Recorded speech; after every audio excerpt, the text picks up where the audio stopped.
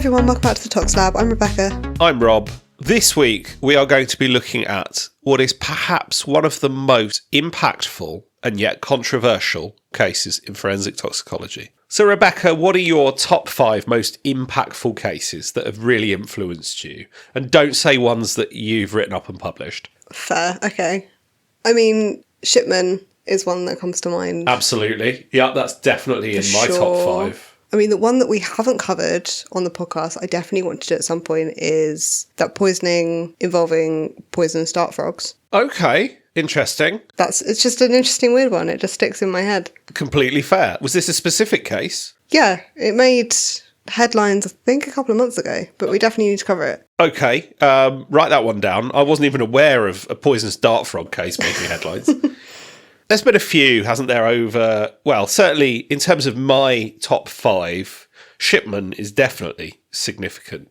I think there's absolutely loads that have really influenced practice, that really had significant impact.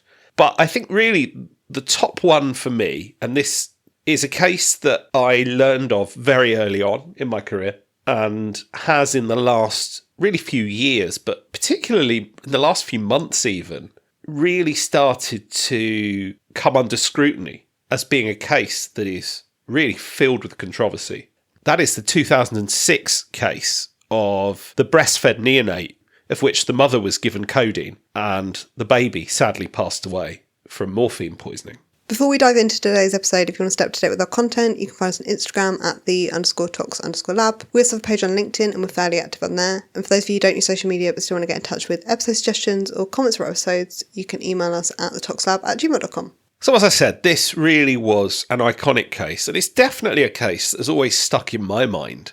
So Rebecca, why don't you give us the summary of this case? So in April 2005, a full-term healthy male infant showed intermittent periods of difficulty in breastfeeding and was lethargic. This started when he was 7 days old. He'd regained his birth weight by 11 days of age, but on day 12 he appeared grey and his milk intake had fallen, and he was sadly found dead on day 13. The mother was being prescribed a preparation of 30mg of codeine and 500mg of paracetamol for episiotomy pain at 2 tablets every 12 hours, which was reduced to half of this on day 2, but continued for 2 weeks.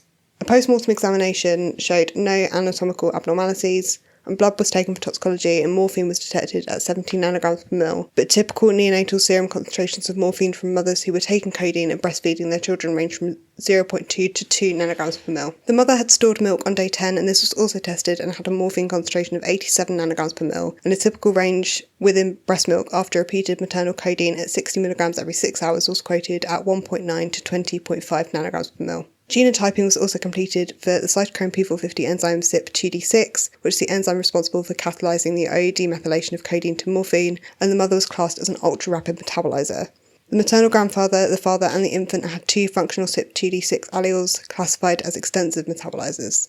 They determined that the clinical and laboratory picture was consistent with opioid toxicity leading to neonatal death. So we've got a few things here to unpack, haven't we? Mm-hmm. As I say, this case really was a case that really opened up my eyes to the idea of pharmacogenomics and how different genotypes can affect how people metabolize drugs differently. So let's dive into the pharmacology a little bit, just so we understand we're all on the same page. Codeine is a relatively weak opioid. It is converted to morphine by CYP2D6, and it is the morphine that has the principal opioid effect of codeine. CYP2D6 is quite polymorphic. People have varying degrees of activity of CYP2D6. Most people exist somewhere in the middle and convert a typical amount of codeine to morphine. Some people don't metabolize codeine at all, and they actually, on average, tend to be what we call codeine non-responders. They actually report very little analgesic effect from codeine.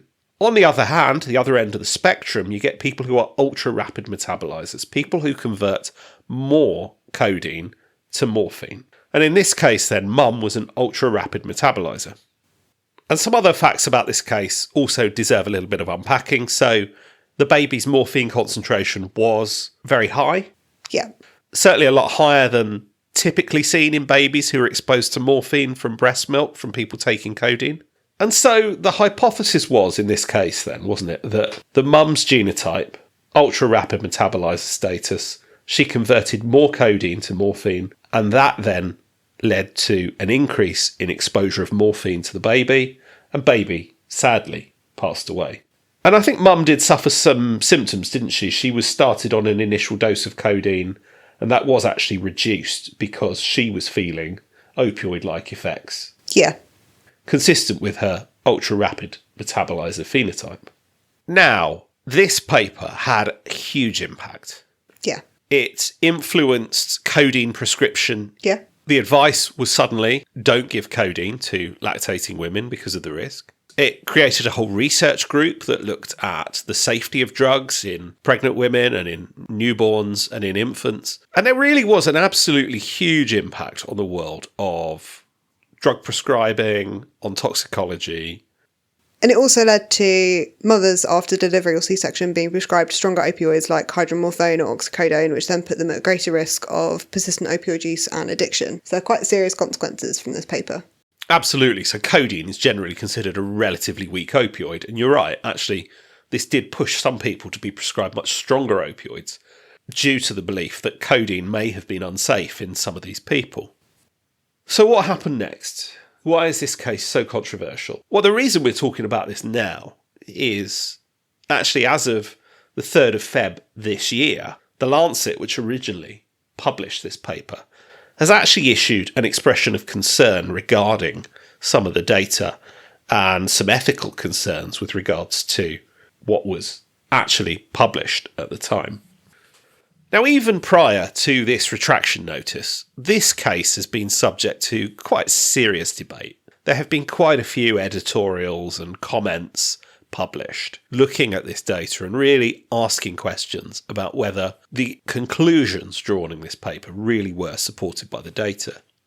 So there was a short comment published in the Lancet in 2008 in response to this paper, which did have some thoughts. The assessment of post-mortem redistribution of drugs hasn't been studied in neonates, so there was a question as to whether that morphine level was actually as high as it was when it was measured post-mortem, or whether that level was the result of post-mortem redistribution. There was also a point raised that there might have been post-mortem hydrolysis of glucuronides, which could have increased the concentration of free morphine, therefore pushing it up to make it look like it was at a concentration higher than it was.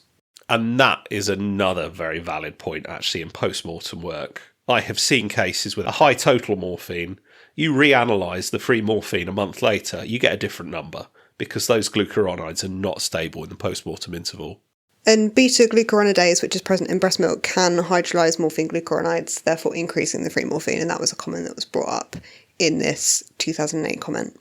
Okay, so the breast milk itself could contain higher concentrations of free morphine because glucuronides may pass into the breast milk. And essentially the conclusion from this 2008 comment was that we can conclude that the baby has absorbed some morphine, but we don't really know how much morphine. I think that's completely fair. I think that is one fact in this whole debate that is really not up for debate. Yeah. That there clearly was morphine present in this child. The question really was, how did it get there and why was the level so high?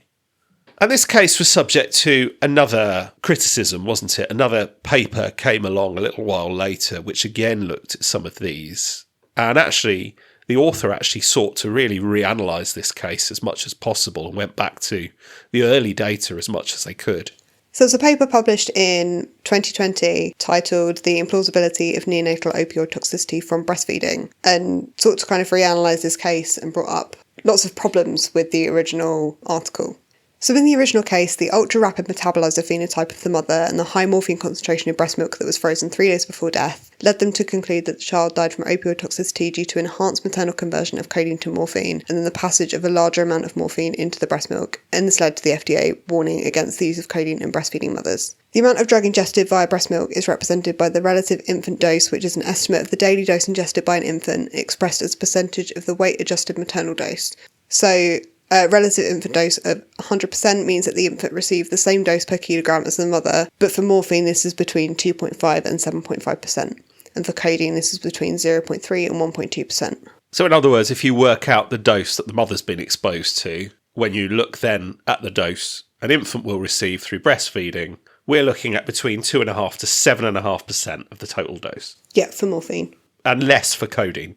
So the morphine concentration, as mentioned in the original paper, is completely disconcordant with breastfeeding neonates, who typically have morphine concentrations ranging from undetectable to 2.2 nanograms per mil when mothers are taking 60 milligrams of codeine every 4 to 6 hours. The codeine concentration in the neonate, which was not originally reported in the article, was found at a concentration of 300 micrograms a litre, which is approximately 50 times higher than the peak concentration that would have been expected from mothers taking codeine while breastfeeding. And let's unpack this codeine concentration a little bit. This is where things start to get weird. Because a codeine concentration of 300 micrograms a litre, or 0.3 milligrams a litre, sort of ballpark therapeutic, high therapeutic, really, for people taking therapeutic doses of codeine. And by that, I'm talking 60 mgs every 4 hours. So that is not an unsubstantial codeine concentration. And the morphine concentration detected in breast milk seems to be far too low to account for the morphine concentration present in the neonate. So a concentration in breast milk of 87 nanograms per mil, which was found in this case. If the baby had consumed 1,000 mils of breast milk, which is unlikely given the observation of poor feeding, the resulting dose of morphine would have been 87 micrograms. But suggested dose of morphine for a 4 kilogram infant is up to 3,200 micrograms per day. And that wouldn't account for the morphine concentration that we've seen in this case. So when you actually calculate the morphine exposure based on the breast milk concentration, there's no way the baby would have got that morphine concentration from the breast milk alone. So the conclusion from this 2020 article was that neonatal opioid toxicity from maternal codeine use during breastfeeding could only arise from a highly improbable combination of factors, including a high maternal codeine dose, unusually high concentrations of opioids in breast milk, large volume of neonatal intake, and profoundly impaired clearance. There is an alternative hypothesis, of course, and it really doesn't bear thinking about, but it does seem to be, in context, the most logical conclusion, and that is codeine ingestion. Yeah. And so you can see why this case has become suddenly very controversial. There is now an expression of concern on that original article. The Lancet hasn't officially retracted it yet, but certainly there are concerns regarding some of the strengths of the conclusions drawn. And there were also variations of this article, I believe, by the same authors in a couple of Canadian journals that have since been retracted. Yeah, so I believe the original authors actually had quite a few articles retracted. Although this particular one, I think the question here is not so much whether the methodology is flawed, but rather whether the conclusions were perhaps, in retrospect, too strong. And I guess it must be quite challenging as an author when you have come to this conclusion, although it might have been too strong, where you are worried that if you don't say something, that maternal codeine use could be having quite a serious catastrophic impact on infants. You're going to want to kind of raise the alarm. Whether that should have happened or whether more research should have been done before that happened is up for debate, but I can sort of sympathise with them. I think that's a really, really fair point. I think you're absolutely right. A way of viewing this is an observation was made, a conclusion was made that actually perhaps this drug we thought was safe may not be safe. Do we need to implement some sort of action to avoid any further harm? And I think that that is a completely fair point. I think some of the questions arise, for example, why wasn't that codeine concentration reported in that first paper? Because that may have led to other authors, even if the initial author didn't consider that part of the conclusion, it may have at least then led to others to challenge the view sooner. I do think this is really, really tricky. Because I think, A, we're looking at this through the power of, nearly 20 years hindsight. Yeah.